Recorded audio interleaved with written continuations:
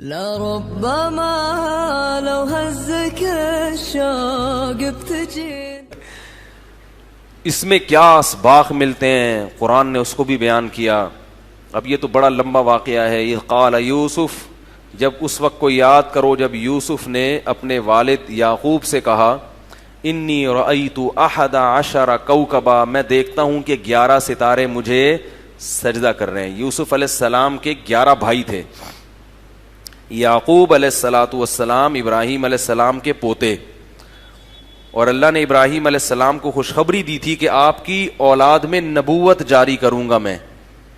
تو یعقوب علیہ السلام کی 2 بیویاں تھیں، ایک سے حضرت یوسف علیہ السلام اور بنیامین پیدا ہوئے، اور دوسرے سے باقی بھائی پیدا ہوئے. تو یہ والی جو زوجہ تھیں یا تو یہ نیک زیادہ ہوں گی، ان کے بطن سے اللہ نے زیادہ نیک بچے پیدا کر دیے. تو یہ جو ان میں یوسف علیہ السلام تھے، ان کے بارے میں حضرت یعقوب کو امیدیں تھیں کہ اس بچے میں کچھ ایسی صلاحیت کے آثار لگ رہے ہیں کہ یہ میرا والی وارث بنے گا، اور اللہ نبی کس کو بنائیں گے؟ اس کو بنائیں گے. اور پھر ایک دم یوسف علیہ السلام کو بچپن میں بہت ہی اچھا خواب آ گیا کہ 11 ستارے اور سورج اور چاند مجھے سجدہ کر رہے ہیں. ادھر یعقوب علیہ السلام کے جو دوسرے بھائی تھے وہ ویسے ہی ان سوتیلے بھائیوں سے کیا کرتے تھے؟ حسد. سوتیلے نہیں تھے، یہ باپ شریک بھائی تھے. سوتیلا تو الگ سے ہوتا ہے، لیکن بہرحال بالکل ویسے نہیں تھے جیسے ماں اور باپ کا سگا رشتہ ہوتا ہے. یعقوب وہ جو تھے یوسف علیہ الصلاۃ والسلام نے بتایا کہ میں نے خواب دیکھا 11 ستارے سجدہ کر رہے ہیں. تو یعقوب علیہ السلام سمجھ گئے کہ یہ خواب معمولی نہیں ہے، یہ اللہ تعالیٰ اس میرے بیٹے کو نوازنا چاہتے ہیں. اور یہ بھی بتا دیا کہ یہ خواب بھائیوں کو مت سنانا، تمہارے خلاف تدبیریں کرنا شروع کر دیں گے.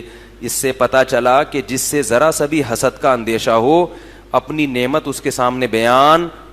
لوگ بڑی شو بازیوں میں لگے رہتے ہیں، ابے تجھے پتا ہے میں نے یہ گاڑی خریدی، ابے تجھے پتا ہے میں نے بحریہ ٹاؤن میں پلاٹ. بھائی ہر آدمی خوش نہیں ہوگا آپ کی باتیں سن کے. بہت سے بولیں گے یار ہم بھی تو پٹیل پاڑے میں بیٹھے ہوئے اور یہ بحریہ ٹاؤن پہنچ گیا. وہ دل میں اس کے نفرتوں کے جذبات پیدا ہوتے ہیں. تو انہوں نے بتا دیا کہ نعمت کا اظہار ان کے سامنے مت کرنا. اس سے بھی پتا چلا کہ اگر بھائی کے دل میں جیلسی ہے تو اس کے سامنے بھی زیادہ شو بازی، جب بھی اس سے ملو ایسے ہی ملو جیسے تمہارے پاس کھانے کو روٹی بھی نہیں ہے. سمجھ رہے ہو نا، تاکہ وہ ترس کھا کے جیب سے 50 روپے نکال کے تمہیں دے دے. ورنہ سب بھائی ایسے نہیں ہوتے. جس میں اگر حسد ہے تو پھر اس کے ساتھ ایسا مسئلہ ہے. تو اللہ تعالیٰ نے پھر وہ کیا ہوا ہے کہ یعقوب علیہ السلام نے بتایا کہ مجھے لگتا ہے کہ اللہ جو ابراہیم علیہ السلام اور ان کی آل اولاد پہ اللہ نے نعمت کی تھی نا، وہ اللہ کس پہ کرے گا؟ تمہارے ذریعے سے مکمل کرے گا. میں نے ایک دفعہ اس موضوع پر مستقل بیان کیا ہے کہ اللہ نے جہاں بھی کسی بڑی شخصیت کو نوازا ہے نا تو نیک اولاد دے کے نوازا ہے. اولاد کی اتنی بڑی ویلیو ہے اسلام میں، پیسے دے کے نہیں کیا، نیک کیا دی ہے؟ اولاد دی ہے. تو اولاد بہت اہم چیز ہے، اور آج کل لوگ اسی کے روکنے میں لگے ہوئے ہیں کہ نہ ہو. تو یہ آخرت میں پتہ چلے گا کتنا نقصان ہے اس کا. خیر، تو بھائیوں نے پروگرام بنا لیا. ان کو تو خواب کا پتہ نہیں تھا، پھر بھی جلتے رہتے تھے. تو ایک دن بیٹھ کے تنگ آئے، کہنے لگے کہ ابا جتنی محبت اس سے کرتے ہیں اتنی محبت ہم سے نہیں کرتے، جبکہ ہم طاقتور ہیں، جوان ہیں، ابا کے زیادہ کام آ سکتے ہیں. اور پھر انہوں نے پروگرام بنایا کہ اس بھائی کو کنویں میں پہلے تو پروگرام بنایا قتل کر دو، پھر کہا نہیں بھائی ابا سے دور کرنا ہے نا تو قتل کی کیا ضرورت ہے، کنویں میں ڈال دو. کوئی مسافر آئے گا اٹھا کے بازار میں لے جا کے، اس زمانے میں غلاموں کی خرید و فروخت ہوتی تھی، جس کا کوئی والی وارث نہیں ہوتا اس کو غلام بنا کے بیچ دیتے تھے لوگ. تو لے جا کے کنویں میں ڈال دیا. قرآن کہتا ہے کہ ایک قافلہ گزرا پانی نکالنے کے لیے، یا بشرا ھذا غلام، بڑا خوش ہوا کہ یہ تو خوبصورت بچہ ہے. لے جا کے جلدی سے دیکھا کوئی دیکھ تو نہیں رہا، اور مصر کے بازار میں لے جا کے اس کو جلدی سے جان چھڑانے کے لیے کم پیسوں میں فروخت کر دیا، اس لیے کہ کہیں اصل مالک نہ آ جائے تو جان چھڑاؤ. مطلب فراڈی لوگ ہر دور میں ہوتے ہیں کہ بھائی کوئی دیکھ تو نہیں رہا، کسی کی گھڑی ملی ہے دیکھ تو نہیں رہا، بس پہنا دو کسی کو. تو وہ یوسف علیہ السلام اس طرح بازار میں، چھوٹے تھے اس وقت، فروخت ہوتے ہوتے کہاں پہنچے؟ بادشاہ کے دربار میں پہنچے. بادشاہ نے کہا ہم اس کو اولاد بنا لیتے ہیں، اولاد نہیں ہوگی اس کے، یا اس کو خدمت کے لیے رکھ لیں گے. وہ اس وقت چھوٹے تھے. فلما بلغ اشدہ، اللہ فرماتے ہیں جب جوانی کو پہنچے ہیں تو یوسف علیہ الصلاۃ والسلام کا جو حسن تھا نا وہ معجزہ تھا. معجزہ کسے کہتے ہیں؟ کہ جس کی کوئی سائنٹیفک لاجک نہ ہو. سمجھ رہے ہیں؟ یعنی ایسا کام جو اگر آپ اس کے اسباب تلاش کریں گے تو اسباب اس کے وہ اللہ کی کلمہ کن کی قدرت سے ہوتا ہے. نہیں یاری بات میرا خیال. بھائی موسیٰ علیہ السلام لاٹھی کو زمین پہ پھینک کے سانپ بن جاتی تھی. پوری دنیا کے سائنسدان اس بات کو تسلیم نہیں کریں گے کہ لاٹھی کیا بن سکتی ہے؟ سانپ. جادوگروں نے جو لاٹھی زمین پہ پھینکی تھی قرآن کہہ رہا ہے وہ سانپ نہیں بنی تھی. یخیل الیہم، لگ ایسا رہا تھا کہ سانپ بن گئی ہے. جادوگر نظر کا دھوکہ کرتا ہے، چیزوں کی حقیقت کو تبدیل نہیں کرتا. اس پر میرا ایک مستقل بیان ہے کیونکہ یوٹیوب پہ کلپ آنا شروع ہو جائیں گے کمنٹس کے نہیں ہو جاتی ہے. تو پورا میرا مدلل بیان ہے کہ جادو سے کسی چیز کی حقیقت تبدیل نہیں ہوتی. اس میں ہمارے ہی بعض اکابر اس طرف گئے ہیں کہ حقیقت چینج ہوتی ہے، تو میں نے ان کے دلائل کے جوابات بھی اس بیان میں دیے ہیں اور دوسرے ان اکابر کا حوالہ دیا کہ جو اس کو نہیں مانتے ان کے دلائل مضبوط ہیں. تو موسیٰ علیہ الصلاۃ والسلام کا جو لاٹھی کا سانپ بننا تھا اس کی کوئی لاجک بس وہ اللہ نے بنا دیا. تبھی جادوگر فوراً ایمان بھی لیا کہ یہ کیسے ہو گیا بھائی، یہ تو ہو ہی نہیں سکتا. تو یوسف علیہ السلام کا جو حسن تھا وہ کوئی وجہ نہیں تھی. جیسے ہوتا ہے نا انسان کی خوراک اچھی ہوتی ہے تو پھر اس کے چہرے پہ ایک رونق آ جاتی ہے وغیرہ وغیرہ. یہ معجزہ کہتے ہیں کہ ایسا کام کرنا جس سے دنیا کیا ہو جائے؟ عاجز، یعنی تصور سے بالا تر. تو اللہ تعالیٰ نے آپ کو بطور معجزے کے حسن دیا تھا. ایسا حسن کہ آپ اس کا معجزہ کا تو مطلب یہی ہے کہ آپ اس کا تصور کر ہی نہیں سکتے، اس کو ڈیفائن نہیں کر سکتے آپ. کتنا زیادہ حسن تھا. ہمارے نبی صلی اللہ علیہ وسلم نے اس کو سمجھایا ہے. فرمایا کہ جب میں معراج میں یوسف علیہ السلام سے ملا تو میں نے دیکھا کہ اس کائنات میں اللہ نے جتنا حسن تقسیم کیا ہے نا انسانوں میں، ان میں سے آدھا اکیلے یوسف علیہ السلام کو ملا ہے. یعنی جتنے حسین مرد اور عورتیں دنیا میں گھوم رہے ہیں نا، یہ اس آدھے کو تقسیم ہو کے یہ ناکیں اور آنکھیں اور پلکیں لگی ہوئی ہیں جا کے. سمجھ میں نہیں آ رہی بات؟ اس پہ یہ اس تقسیم ہونے کے بعد کتنے کروڑوں ارب حصے ہوئے ہوں گے نا اس حسن کے. تو ذرہ ذرہ آیا ہے لوگوں کے حصے میں جس پر وہ اتنا اتراتے پھرتے ہیں. کوئی فلم کا ہیرو بن گیا، کوئی ہیروئن بن گئی، کوئی کہہ رہا ہے مجھے بھی ماڈلنگ کے لیے رکھو، کوئی کہہ رہا ہے کہ مجھے جناب وہ ہر آدمی کا اپنا ایک وہ ہے کہ وہ اپنی ماڈلنگ کر رہا ہے، کوئی پوز بنا رہا ہے، کوئی بنیان اتار کے گھوم رہا ہے. ٹھیک ہے نا؟ بس نہیں چل رہا کہ شلوار اتار کے گھومے ان لوگوں کا. تو ایسے پاگل ہو جاتے ہیں جن کو تھوڑی سی وہ مل جائے نا، کوئی تھوڑی سی. تو یہ سب اس آدھے حسن کو جو تقسیم کر کے اللہ نے دیا نا، اس میں سے کیا ہے؟ کروڑواں حصہ. یوسف علیہ السلام کو اکیلا کیا ملا؟ آدھا اللہ نے یوسف علیہ. معجزہ تھا کہ دیکھو یہ خود سے نہیں ہو سکتا، یہ انسانوں کے بس کی بات نہیں ہے، یہ اللہ کی طرف سے کیا ہے؟ سلیکشن ہے. اب ظاہر اتنے خوبصورت کڑی الجوان جب جوانی کی دہلیز پہ قدم رکھا تو قرآن میں آتا ہے کہ جو بادشاہ کی بیوی تھی وہ ان کے اوپر عاشق ہو گئی اور دروازے بند کر کے برائی کی دعوت دی. پیغمبروں میں 40 مردوں کے برابر قوت ہوتی ہے. کوئی بھی پیغمبر کمزور اور ابھی جوان ہوئے ہیں. تو آپ سوچیں کہ یوسف اور بادشاہوں کی بیویاں اکثر خوبصورت ہوتی ہیں. بادشاہ لوگ کبھی بصورت عورت سے نکاح، یعنی قوم کی بہت ہی خوبصورت ترین عورتوں سے نکاح کرتے ہیں وہ. تو قرآن کے الفاظ دیکھو جو قرآن بتا رہا ہے، وَلَقَدْ هَمَّتْ بِهِ وَهَمَّ بِهَا. فرمایا دل میں خواہش یوسف کے بھی پیدا ہوئی اور اس کے تو تھی. تو اب سوچیں کہ اتنی قوت، ایسے جذبات اور چاروں طرف سے دروازے بند، کوئی روک ٹوک کرنے والا نہیں. اور یہ بھی ڈر ہے کہ اگر بھاگے تو الٹی تہمت لگا کے رسوا کر دے گی. ایسی شدید آزمائش میں یوسف علیہ السلام کو جب اس نے گناہ کی طرف بلایا ہے تو کیا کہتے ہیں؟ معاذ اللہ، اللہ کی پناہ. انہ ربی احسن مثوایا، وہ میرا رب ہے، کنویں سے نکال کے اس نے مجھے محل میں ٹھکانہ دے دیا. انہ لا یفلح الظالمون، ایسے ظالموں کو کامیابی نہیں ملتی. کیسے جرم کر لوں میں؟ دیکھو یہ بھی تو کہہ سکتے تھے کہ ڈلوایا بھی میرے رب نے کنویں میں ہے بھائی، اور میں تو مسافر ہوں، میں نے تو بڑی ٹینشن میں زندگی گزاری. جب گناہ کرنا چاہتا ہے نا انسان، شیطان اس کو 100 راستے دکھا دیتا ہے. آج لوگ یہی سوچ سوچ کے شرابیں بھی پی رہے ہیں اور زنا بھی کر رہے ہیں کہ مجبور ہیں، ڈپریشن ہے، ایکچولی آج کل نیند نہیں آتی، ایکچولی ٹینشن اتنی ہو گئی ہیں، یہ ہو گیا ہے، شادیاں مشکل ہو گئی ہیں، تو زنا کی طرف جاتے ہیں. اللہ نے اس واقعے میں بتا دیا کہ اگر کوئی گنجائش ہوتی تو سب سے پہلے کس کے لیے ہوتی؟ یوسف علیہ السلام کے لیے. ان کو تو نکاح کا بھی دور دور تک امکان نہیں تھا نا، اجنبی ملکوں میں کون رشتہ دیتا ہے.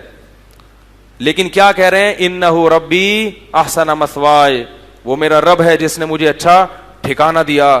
اللہ کی پناہ، اور جتنا اپنے اختیار میں تھا کہ یہاں سے میں بھاگوں، وہاں سے بھاگنا شروع کر دیا. اب دروازے بند ہیں، بھاگنے کا فائدہ نہیں ہے، لیکن پھر بھی بھاگ رہے ہیں. یہ اللہ تعالیٰ تاریخی واقعہ نہیں بتا رہے، یہ بتا رہے ہیں کہ زنا معمولی جرم، بولو بھائی، نہیں ہے. اور یہ بھی بتا رہے ہیں کہ یوسف علیہ السلام جوان تھے، دل ہر ایک کا کرتا ہے برائی کرنے کا. بعض لوگ کہتے ہیں نا دل اتنا چاہ رہا تھا تو برائی کر لی. بھائی دل اگر چاہنا ختم ہو جائے گا تو پھر ثواب نہیں ملے گا. مرد ہے تو دل تو چاہے گا، دل کی خواہشات پہ کیا رکھنا ہے؟ اللہ کے لیے پاؤں، تبھی اللہ پھر نوازیں گے اس کو. میں اکثر بیان میں ایک بات کہتا ہوں نا کہ جس کو زنا کا موقع ملا، میں نے کئی واقعات سنا ہے، اس پر ابھی میں ریپیٹ نہیں کروں گا، جس کو زنا کا موقع ملا نا اور وہ بھاگ گیا، اس کو اللہ نے دنیا میں بھی بہت نوازا ہے، آخرت میں تو اللہ بہت ہی نوازیں گے. حدیث میں آتا ہے اب خاص لاکھوں کروڑوں لوگوں میں سے اس کو بلا کے اپنے عرش کے سائے میں جگہ دیں گے کہ یہ وہ نوجوان ہے جس کو موقع ملا تھا، کوئی روک ٹوک کرنے والا نہیں تھا، مگر میرے خوف کی وجہ سے یہ اس برائی سے رک گیا. اور اگر کر لیا یہ جرم تو زنا کی 2 سزائیں ملتی ہیں، ایک تو جہنم کی آگ، اور اگر اسلامی حکومت ہو تو چوک پہ کھڑا کر کے کوڑے. وہ والی سزا تو آج کل شارٹ ہے مارکیٹ سے، ٹھیک ہے نا، بلکہ اور عزت بڑھ جاتی ہے کہ بڑے لبرل سے آدمی ہیں یہ. پہلی سزا کیا ہے؟ جہنم کی آگ. اور دوسری، دنیا میں اللہ اس کا سکون چھین لیتے ہیں، اس کو گھر بار اور بیوی بچوں کی جو فطری لذت ہے، گھر کی جو فطری لذت ہے، گھر بار آدمی کو فیملی میں بڑا مزہ آتا ہے، یہ لذت اور یہ نعمت اللہ اس سے چھین لے. ایک خاتون کا میرے پاس بہت فون آتا ہے، پریشان ہے، کسی باہر ملک میں رہتی ہے، میرا شوہر زنا میں لگ گیا، میں کیا کروں، یہ بہت پریشان. میں نے کہا کرنے دو، تھوڑے دن گزریں گے، جب بڈھا ہوگا نا تو خود ہی اس کو اللہ دنیا میں کیا دے دیں گے؟ عذاب. یہ ساری حسینائیں بھاگ جائیں گی، ایسا تڑپے گا نا، کیونکہ اس نے اپنی جوانی کو ان گندگیوں میں ڈال دیا، تو اللہ اس کو جو ایک بچوں کے دل سے عظمت نکل جائے گی. جیسے بوڑھے باپ کا بچے احترام کرتے ہیں اور بوڑھے باپ کا جو ہے نا خیال کرتے ہیں، بیوی کے دل سے بھی عظمت ختم. تو میں نے کہا سب سزا دنیا میں مل جائے گی. تو یوسف علیہ السلام بھاگے، دروازہ، وہ بادشاہ نے کہیں جا کے دروازہ کھولا ہوگا اور یہ نکلے باہر. تو بجائے اس کے کہ یوسف علیہ السلام کوئی آگے سے بات کرتے، بادشاہ کی بیوی نے کہا، ایسی گھنی بن گئی، گھنی نہیں ہوتی ایسی شریف، یہ نہیں کہا کہ بھائی دیکھیں ایکچولی ایسا نہیں تھا کہ یہ میرے ساتھ برائی کر رہے تھے، میں نہیں کر رہی تھی، بلکہ کیا کہتی ہے؟ ما جزاء من اراد باہلک سوءا، بادشاہ سلامت میرے شوہر نامدار بتائیں کہ اگر آپ کی بیوی کی طرف کوئی غلط دست درازی کرے تو اس کی سزا کیا ہونی چاہیے. اسٹائل دیکھ رہے ہیں آپ زلیخا کا، یعنی ایسا گھنی بن کے پی گئی نا وہ واقعہ. بھائی پہلے الزام لگاؤ، اس کے بعد بات کرو نا آگے. اس کو کہتے ہیں 1.5 ہوشیاری، کہ اس طریقے سے بات کرو کہ سامنے والا 100% مجھے سچا سمجھے اور وہ اس بحث میں پڑے ہی نہیں کہ غلطی کس کی تھی، وہ اس میں سوچے کہ ان کی سزا کیا ہونی چاہیے، اس میں ڈال دو اس کو. ما جزاء، کہنے لگی کہ آپ کے بیوی کی طرف کوئی شخص اگر بری نیت سے دیکھے تو بتائیں اس کی سزا کیا ہونی چاہیے. یوسف علیہ السلام فوراً بول اٹھے، ہی راودتنی عن نفسی، یہ جھوٹ بول رہی ہے، اس نے مجھے ورغلانے کی کوشش کی ہے. اور بادشاہ کی بھی بے عزتی تھی اس میں کہ وہ اپنی بیوی کو برا سمجھے. اللہ تعالیٰ نے یوسف علیہ السلام کی برات کا اعلان ایسے کیا کہ وہ بھاگتے ہوئے، وہ اس نے کرتا پکڑنے کی کوشش کی تو وہ پیچھے سے پھٹ گیا کرتا. تو وہیں کہ کسی نے کہا کہ بھئی یہ کرتا پیچھے سے پھٹنا اس کی علامت ہے کہ شرارت کس کی ہے. تو بادشاہ کو اپنی بے عزتی کا بڑا خطرہ ہوتا ہے. بادشاہ لوگ اپنی بیویوں کو ایسے سزا نہیں دے سکتے، کیونکہ سزا دیں گے تو لوگ بولیں گے اچھا اس کا مطلب ہے نہ طلاق دے سکتا ہے نہ سزا دے سکتا ہے. طلاق دے گا تو لوگ بولیں گے کہ یار یہ یہی غلطی تھی. تو بادشاہ ہو گیا, اس کی بیوی جناب ایسی حرکتیں کر رہی ہے, بہت بدنامی ہوتی ہے. تو سیاست سے کام لیا بادشاہ نے کہا مٹی پاؤ. بادشاہ نے کیا کیا, جو ہوا سو ہوا, مٹی پاؤ, بات نکلنے نہ پائے کہیں سے. یوسف اعرض عن ھذا, اے یوسف جان دے. اعرض عن ھذا کا مطلب کیا ہے, اور رہن دے, جان دے, مٹی پاؤ, ہو گئی غلطی ہو گئی یار, ٹھیک.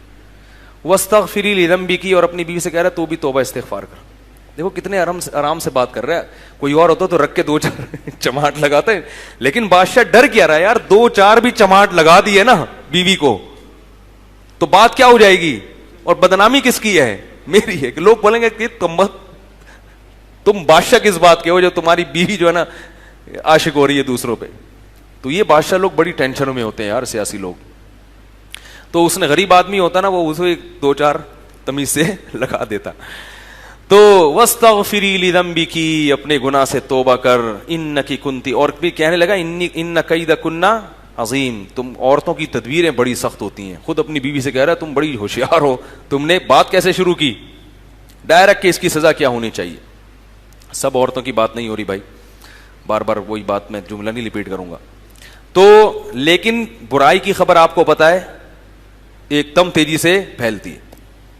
اب جو بھی اس وقت کوئی موجود تھا, ایک آدھ آدمی, تو اگرچہ بادشاہ کی طرف سے پابندی تھی کہ بھائی یہ بات پھیلے نہیں, لیکن ایسی برائی پتہ کیسے پھیلتی ہے, ایک کو بتاؤ, بولا کسی کو بتانا نہیں ہے, بس خالی تمہیں بتا رہا ہوں. وہ دوسرے کو بتاتا ہے, بول رہا بھائی کسی کو نہیں بتانا, صرف تمہیں بتا رہا ہوں. پھر وہ تیسرے کو بتاتا ہے, چوتھے کو بتاتا ہے, ہوتے ہوتے یہی ہوا. 2-4 دن گزرے نہیں, قال نسبۃ فی المدینۃ امرأۃ العزیز. تو شاہی خاندان کی خبریں تو فوراً پھیلتی ہیں نا, مریم نواز کا کوئی بیان آ جائے, نواز شریف کا کوئی بیان آ جائے, یا جناب عمران خان کہیں جا رہے ہوں, ایک دم خبریں پھیلتی ہیں نا, شادی کر لی اس نے, طلاق دے دی, یہ ہو گیا. تو جو ایسے لوگ ہوتے ہیں ان کی خبریں ایک دم میڈیا پہ آتی ہیں.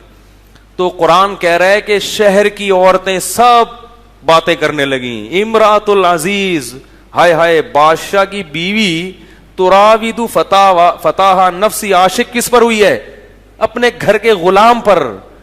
یعنی رائل فیملی سے تعلق ہے تو چلو مدین کے کسی شہزادے پر عاشق ہو جاتی. انا لنراھا فی ضلال مبین, ہم اس کو کھلی ہوئی گمراہی میں دیکھتے ہیں. بڑی سخت غلطی کی ہے اس نے, بہت ہی معاذ اللہ گھٹیا سوچ, نیچ عورت ہے. ہم تو سمجھتے تھے بڑی اونچے خاندان کی. ہر ایک کا اسٹیٹس ہوتا ہے نا بھائی, عاشق ہونے سے پہلے آدمی سوچتا بھی ہے تو یہ کہیں میری عزت تو خراب نہیں ہو جائے گی, کوئی اس کا فیملی اسٹیٹس دیکھا جاتا ہے. تو یہ چرچے شہر میں شروع. اب اس میں ملکہ نے اپنی بہت ہی انسلٹ محسوس کی, بےزتی, کہ بھائی یہ کیا ہو رہا ہے یار, میرے بارے میں لوگ کہہ رہے ہیں کہ یہ اتنی گندی عورت ہے, عورتیں تبصرہ کر رہی ہیں.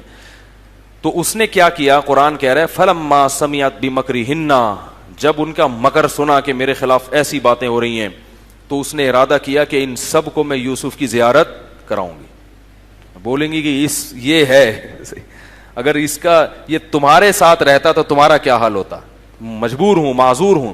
اور ان کو بلا کے دعوت کر کے ان کے ہاتھ میں چھریاں پکڑا دیں, یہ پھل کھاٹو اور کھاؤ.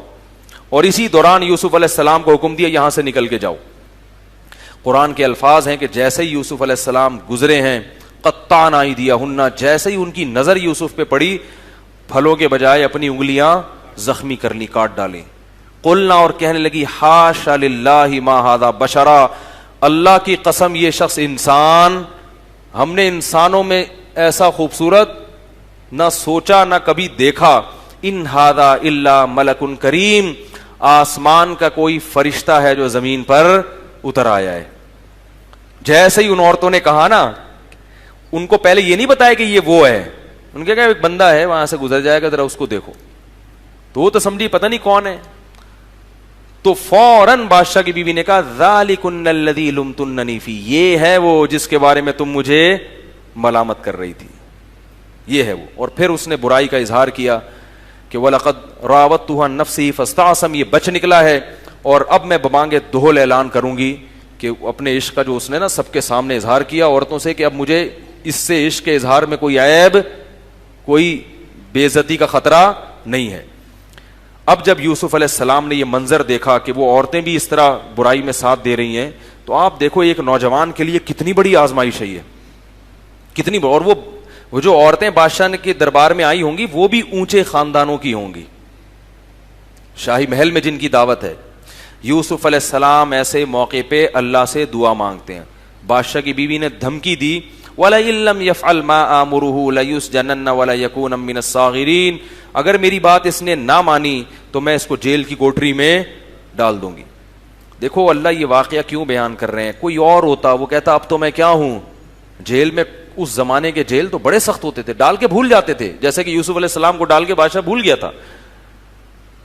ایسے موقع پر کس قدر انسان برائی کی طرف مائل ہوگا. لیکن یوسف علیہ السلام نے جب جیل کی دھمکی سنی تو اللہ سے دعا مانگتے ہیں, رب السجن احب الی, اے میرے اللہ مجھے جیل زیادہ محبوب ہے اس برائی سے جس برائی کی طرف یہ مجھے بلا رہے ہیں.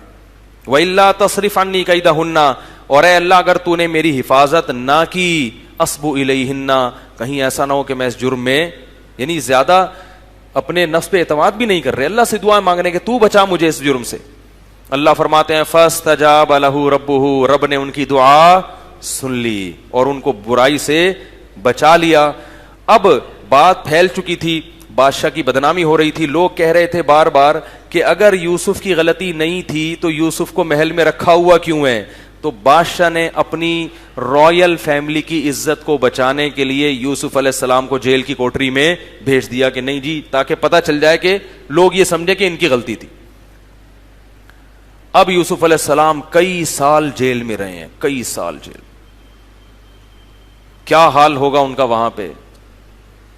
ادھر کنویں سے نکلے, ایک مصیبت سے نکل کے دوسری مصیبت. ایک دن کیا ہوا, دخل معہ السجن فتیان, دو نوجوان آپ کے پاس جیل کی کوٹری میں آئے اور کہنے لگے کہ خواب سنایا کہ ایک نے کہا میں بادشاہ کو شراب پلا رہا ہوں, میں نے خواب میں دیکھا انگور نہ چھوڑ رہا ہوں. دوسرے نے کہا میں نے دیکھا سر پہ ٹوکری اور پرندے اس سے وہ کھا رہے ہیں روٹی. وہ دونوں قیدی تھے. تو وہ آ کے کہنے لگے کہ اس خواب کی آپ ہمیں تعبیر بتائیں. انا نراک من المحسنین, ہم دیکھتے ہیں کہ آپ نیک آدمی ہیں. اس سے پتہ چلتا ہے کہ نیک آدمی جہاں بھی رہتا ہے وہ اپنا اثر, حالانکہ ان کو تو نہیں پتا تھا یہ پیغمبر ہے کیا, وہ کہہ رہے یار یہ نوجوان کیا لگ رہا ہے, کیا ہو گیا یار. اس سے پتہ چلتا ہے کہ جو آدمی نیک ہوتا ہے کچھ دن اس کی صحبت میں رہنے سے یقین آ جاتا ہے کہ یہ کیا ہے, نیک ہے. اور جو دو نمبر ہوتا ہے تھوڑی دیر میں پتہ چل جاتا ہے کہ یہ کیا ہے, گمار ہے.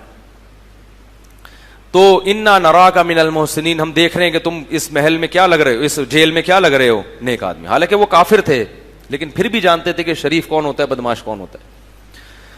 تو یوسف علیہ السلام کو موقع مل گیا کہ یہ دو اب آئے ہیں, ان کی حاجت ہے, خواب کی تعبیر پوچھ رہے ہیں.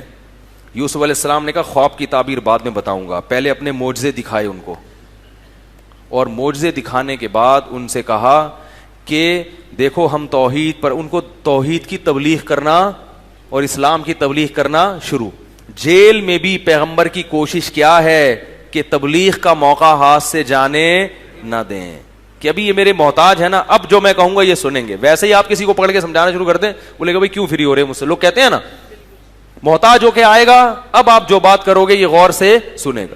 تو تقریر شروع کر دی یوسف علیہ السلام نے, ارباب متفرقون خیر ام اللہ الواحد القہار, اتنے سارے خدا جن کو تم نے معبود بنا لیا وہ بہتر ہے یہ ایک وہ جو سب پر غالب ہے. ایسی خوبصورت تبلیغ کی, یہ پورے رکوع میں ہے یہ.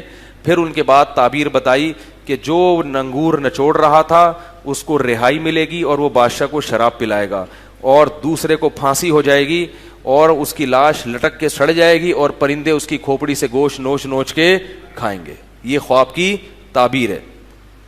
اللہ نے آپ کو معجزاتی طور پر خوابوں کی تعبیروں کا علم دیا تھا. اور یہ بھی کہہ دیا جس کو جو رہائی ہونے والی تھی نا, کہا کہ بادشاہ سے میرا تذکرہ کرنا کہ ایک شخص جیل میں پڑا ہوا ہے, اس کو نکالنے کی کوشش کرو. اس سے پتہ چلتا ہے کہ آپ جب کسی مصیبت میں ہو تو نکلنے کے تمام اسباب اختیار کریں. یوسف علیہ السلام دیکھا بھی میں نے اس کی ایک خواب کی تعبیر بھی کر دی, یہ تعبیر بھی سچی نکلے گی تو اس پر میرا ایک احسان ہے, تو اس سے سفارش کرو گے جا کے, بھائی کیا اگر بادشاہ کو بول تم تو ڈال کے بھول ہی گئے ہو جیل میں, کچھ تو خیال کرو. توکل یہ نہیں ہے کہ آپ جیل میں پڑے ہوئے ہیں تو اب آپ نہ کسی سے سفارش لگوا رہے ہیں نہ کسی سے فون کر رہے ہیں, بولے بھائی اللہ نے جب تک جیل میں رکھنا ہے جیل میں رکھے, نکالنا ہو تو اللہ نکال دے. کیا خیال ہے, مرنا ہوگا تو مر جائیں گے, زندہ رہنا ہوگا تو. ابھی افطار میں کیا پڑھ رہے ہیں, پوری 7 اپ پی رہے ہیں یار, وہ گردے خراب ہو گئے. بھائی جب لکھے ہوئے ہیں نا خراب ہونا تو لکھے ہوئے جب ہوں گے تو وہ خراب ہو کے رہیں گے, جب مقدر میں مرنا ہوگا تو مر کے رہیں گے. تو ٹھیک ہے, پھر مقدر میں عشاء کی نماز ایسے لوگوں کے, ابھی کچھ دن پہلے ہوا ہے کہ افطار میں اس نے پوری کولڈ ڈرنک کی پوری 1.5 لیٹر کی بوتل پی گیا, ایک آدھے گھنٹے کے بعد درد ہوا ہے اور مر گیا. یہ کسی ابھی واقعہ ہوا لیٹسٹ. تو یوسف علیہ السلام وہ ٹہل گئے نا وہ کیا کیا انہوں نے, چلے گئے اس دار فانی سے ہمیشہ کے لیے. سمجھا کے تھک رہے ہیں, بیانات بھی کر رہے ہیں, بھائی نہیں کرو یہ کام, روزہ ان چیزوں سے افطار مت کرو.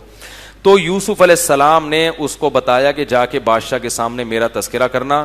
قرآن کہتا ہے وہ کمبخت تذکرہ کرنا بھول گئے, کیونکہ جب کام ہو جاتا ہے نا انسان کا, پھر وہ, یہ انسان کی فطرت ہے, کام ہو گیا تو اب کون جیل میں, میں تو نکل گیا نا, مجھے کیا پڑی, بھول گیا. اور یہ اللہ کی طرف سے یوسف علیہ السلام پر مزید آزمائش تھی. فلبث فی السجن بضع سنین, مزید چند سال آپ جیل میں پڑے رہے, کوئی امید نہیں ہے نکلنے کی, جو ایک امید تھی وہ بھی ختم. لیکن اللہ کیسے ناکامی کے نقشوں میں کامیابی کے اسباب یہ اللہ بتاتے ہیں کہ نیک لوگوں کے لیے جو اللہ کے دین پہ چلتے ہیں ان کے ظاہری ناکامیوں کو مت دیکھو. والعاقبۃ للمتقین, انجام ہمیشہ انہی کا اچھا ہوگا, پریشان مت ہو, انجام ان کا اچھا ہوگا. تو بادشاہ صاحب کو ایک دن خواب آیا, اٹھے وہ کہنے لگے, اپنے درباریوں کو جمع کیا. وہ بھی کوئی عجیب سا خواب آتا ہے تو تعبیر پوچھتے تھے, یہ نہیں کہ ہر وقت فون کر کے فالتو سانس آ رہی ہیں, آج مجھے خواب میں سانپ آیا, بچھو آیا. ان خوابوں کو وہ بھی لفٹ نہیں کراتے تھے. نند آ گئی, جٹھانی نے ایسا بول دیا خواب میں, اس کی تعبیر کیا ہے, تو ان خوابوں کو وہ بھی لفٹ نہیں کراتے تھے. تو خواب آیا کہ انی ارا سبع بقرات سمان, لوگوں کو جمع کیا. بادشاہ حیران ہوا نا, اس کو یہ اندازہ ہوا کہ یہ ایسے ہی خامخواہ کا خواب نہیں ہے, کوئی اس کی تعبیر ہوگی. جب بہت عجیب سا خواب آتا ہے نا, انسان کو خود احساس ہو جاتا ہے. تو اس نے درباریوں کو جمع کیا اور کہا کہ میں نے دیکھا کہ 7 دبلی گائیں 7 موٹی موٹی گایوں کو کھا رہی ہیں, اور 7 باریک کونپلیں خشک وہ 7 ہری کونپلوں کو کھا رہی ہیں. اور ان کنتم للرؤیا تعبرون, اگر تم بتاؤ کچھ تعبیریں جانتے ہو تو بتاؤ اس کا کیا مطلب ہے. انہوں نے کہا یہ ساڑی عقلچ, ان کو کیا 7 موٹی گائیں. تو انہوں نے پتہ ہے کیا کہا, جو چیز انسان کو آتی نہیں ہے نا وہ کبھی یہ نہیں کہے گا مجھے نہیں پتا, بلکہ وہ فنٹر بننے کی کوشش کرے گا. اپنی جہالت کا اعتراف کر لینا یہ آدھا علم ہے. اگر آپ کو کوئی چیز نہیں آتی آپ بول دیں مجھے نہیں پتا, لیکن یہ ہمیشہ سے دستور رہا ہے کہ جو چیز نہیں آتی تو یہ نہیں کہنا مجھے نہیں پتا.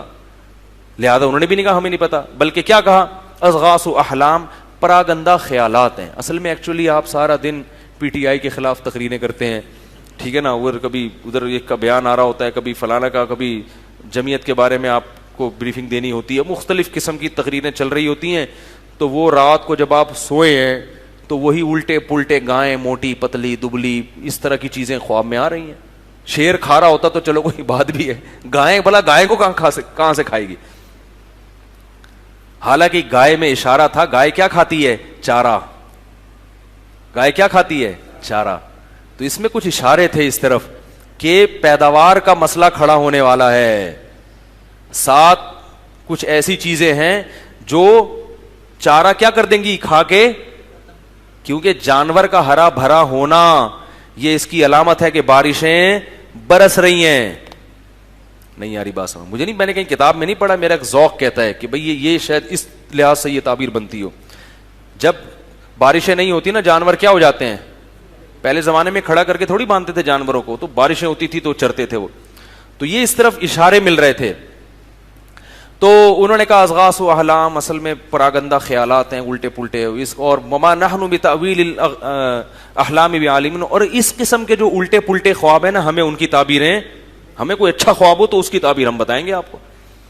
لیکن جب یہ بات چلی ہے تو وہ بادشاہ کو جو شراب پلاتا تھا نا, اس کو ایک دم یاد آ گیا, اس نالائق کو یاد آ گیا کہ یار میرے بھی خواب کی ایک بندے نے تعبیر بتائی تھی جو بالکل ویسی نکلی تھی. تو فوراً بادشاہ سے کہنے لگا مجھے بھیجو, ایک شخص ہے جو خوابوں کی تعبیر بتاتا ہے لیکن وہ جیل کے اندر ہے. بادشاہ نے کہا جا بھائی. جیسے ہی وہ آیا ہے, اب کیسے تمیز سے, یوسف ایھا الصدیق, یوسف اے میرے دوست. ابھی تک تو بھول گیا تھا, اب دوبارہ مطلب پڑا ہے تو القابات بھی لگ رہے ہیں. اے میرے دوست, افتنا فی 7 بقرات سمان, ذرا فتوا تو دو. افتینا کا معنی ہوتا ہے فتوا دینا, یعنی بتاؤ کہ 7 موٹی موٹی گائیں ہیں, 7 پتلی گائیں موٹی گایوں کو کھا رہی ہیں, اور 7 ایسے خوشے جو ہیں وہ 7 سبز خوشوں کو کھا رہے ہیں, جلدی سے بتاؤ, میں جا کے بادشاہ کو بتاؤں گا. یوسف علیہ السلام نے فوراً تعبیر بتائی, تزرعون 7 سنین دأبا, 7 سال تم اپنی فصل کو اگاؤ گے, اور اس میں سے تم نے کیا کرنا ہے, اسٹور کرنا ہے, کیونکہ اس کے بعد اگلے 7 سال قحط پڑے گا. یاکلن ما قدمتم لہن, اور یہ اگلے 7 سال وہ پچھلے 7 سال کا جتنی اسٹوریج تھی نا وہ سب کو کیا کر جائیں گے, ہڑپ کر جائیں گے. لہذا پہلے 7 سال اگر تم نے جمع کر کے نہ رکھا تو اگلے 7 سال قحط سے ہلاک ہو جاؤ گے, تو جمع کر کے رکھو اس کو. پھر 7 سال کے بعد قحط ختم ہوگا. ثم یاتی من بعد ذلک عام فیہ یغاث الناس وفیہ یعصرون, پھر بارشیں برسیں گی اور لوگ پھلوں کو نچوڑ نچوڑ کے ان کے رس پیئیں گے. بادشاہ نے جب یہ تعبیر سنی تو بڑا حیران ہوا, کیونکہ وہ ملک کو تباہی سے بچا لیا نا انہوں نے. بادشاہ نے کہا ایتونی بھی, اس کو لے کر آؤ, یوسف کو کیا کرو, لے کر آؤ. اب کئی سال جیل میں پڑے ہوئے ہیں, جیسے ہی نمائندہ آیا تو فوراً چلے جانا چاہیے تھا, لیکن فرمایا نہیں, اسألہ, بادشاہ سے پہلے جا کے کہو کہ ان عورتوں کو جمع کر کے پوچھے کہ غلطی کس کی تھی, کیونکہ اب ان کو اندازہ ہو گیا کہ بادشاہ کو میری ضرورت ہے. اب میں اپنی ضرورت سے فائدہ اٹھا کے اپنی, کوئی پیسے نہیں مانگ رہے. انبیاء کو پیسوں کا خیال نہیں ہوتا, انبیاء اپنی عزت پہ آنچ نہیں آنے دیتے, کیونکہ نبی پر کی عزت پہ آنچ آئے گی تو اس سے وہ جو دعوت کا کام کر رہے ہیں وہ کام کیا ہو جائے گا, متاثر. لوگ کہیں گے یہ تو ان پر تو الزام لگائے. تو فوراً کہا کہ ما بال النسوۃ اللاتی قطعن ایدیہن, جن عورتوں نے اپنے ہاتھ کاٹے تھے ذرا ان سے جا کے پوچھو. تو بادشاہ کی بیوی نے کھلے عام اعلان کیا سب کو, یعنی اصل تھا کہ سب کو اعلان کروا دینا اپنی پاک دامنی کا.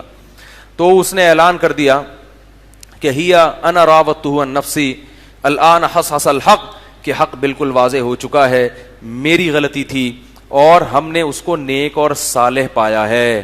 ما علمنا علیہ من سوء, ہم نے اس نوجوان میں کوئی برائی نہیں پائی.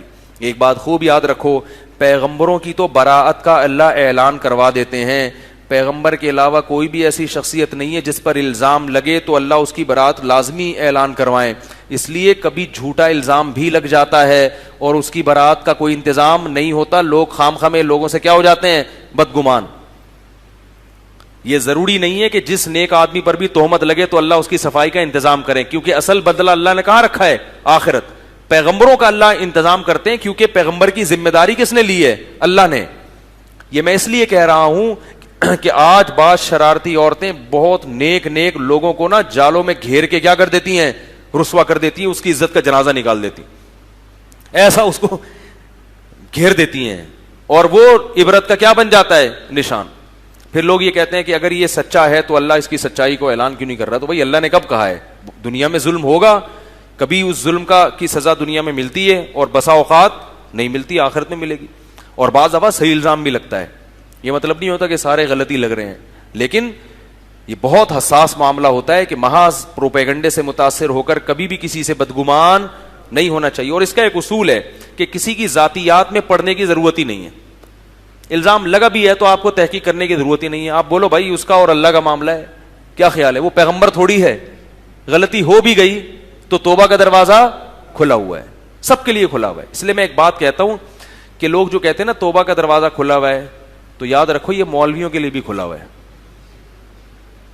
یہ جیسے عام لوگوں کے لیے کھلا ہوا ہے تو مولویوں کے لیے بھی, اگر کسی مولوی سے غلطی ہو جائے تو اس کی عزت کا جنازہ مت نکالا کرو. اول تو بسا اوقات پروپیگنڈا ہوتا ہے, اور اگر ہو بھی گئی تو شریعت ہمیں کیا کہتی ہے, چاہے مولوی ہو یا ڈاکٹر ہو یا انجینئر ہو یا کوئی بھی ہو, تو اس کی غلطی پہ کیا کرو, پردہ ڈالو, اس کو ذلیل اور بدنام کرنے کی کوشش مت کرو. کیونکہ حدیث میں آتا ہے کہ اپنی کسی شخص کی برائی کو دیکھ کے خوش مت ہو, ایسا نہ ہو اللہ اسے بچا لے اور اس جرم میں تمہیں مبتلا کر دے. جو لوگوں کی عزتوں کو اچھالتا ہے نا, اکثر اسی جرم میں اللہ اس کو مبتلا کروا دیتے ہیں شیطان کے ذریعے. تو خیر, یوسف علیہ السلام نے اعلان کروایا. آگے یوسف علیہ السلام چونکہ اپنی برات کا اعلان کر رہے ہیں تو اس میں ایک تھوڑا سا نا شائبہ ہے کہ ہم بہت نیک ہیں, ہم سے تو غلطی ہو ہی نہیں سکتی. تو آگے کہہ رہے ہیں کہ وما ابرئ نفسی, میں اپنے نفس کو کبھی بری قرار نہیں دیتا. ان النفس لامارۃ بالسوء, نفس کا تو کام ہی گناہوں کی طرف لے کے جانا ہے. الا ما رحم ربی, ہاں جس پر میرے رب نے رحم کیا. تو میرے رب کی رحمت ہے جو مجھے اس نے بچا لیا, اگر وہ نہ بچاتا تو ہم بھی گناہ میں. کیونکہ بار بار جب انسان صفائی پیش کرتا ہے نا تو اس میں یہ احساس پیدا ہوتا ہے کہ گویا ہم تو بہت ہی نیٹ کلین ہیں, تکبر پیدا ہو جاتا ہے. نہیں یاری بات میرا خیال ہے. تو دیکھو پیغمبر کے کلام میں کتنی احتیاط ہے کہ صفائی بھی بیان کر رہے ہیں اور یہ بھی کہہ رہے ہیں بھائی میں اپنے آپ کو اچھا نہیں کہہ رہا, میرا اپنا آپ تو برائی ہی کی طرف لے کے جائے گا. یہ رب کی رحمت ہے کہ اس رحمت کی وجہ سے اس رب نے مجھے بچا لیا. تو پھر صفائی اتنی کیوں بیان کر رہے ہیں؟ کہا اس لیے صفائی بیان کر رہا ہوں انی لم اخنہ بالغیب, جس بادشاہ نے اپنے محل میں مجھے ٹھکانہ دیا تھا میں نے اس کی غیر موجودگی میں اس کے ساتھ خیانت نہیں کی ہے.